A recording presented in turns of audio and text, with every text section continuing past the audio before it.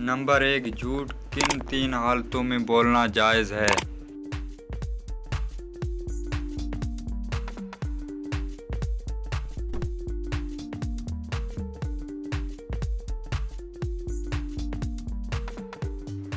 जवाब है 1, बीवी को राज़ी करने के लिए, जंग के दौरान दुश्मन को धोखा देने के लिए और 2 लोगों में सुलह कराने के लिए।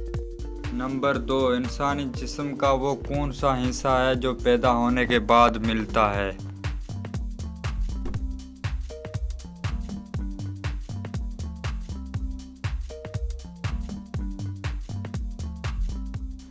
जवाब है दांत।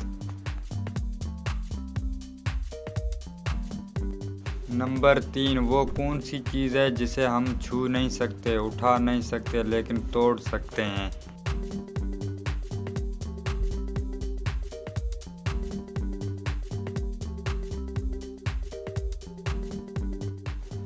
जवाब है वादा। नंबर 4, वो कौन सी हालत है जब शौहर का बीवी को झूठ बोलना जायज़ है?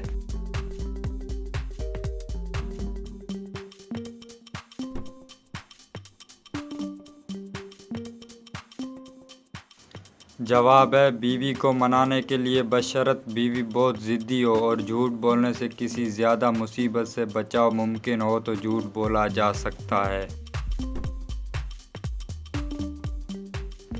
नंबर 5, दुनिया में सबसे पहले तलाक किसने दी?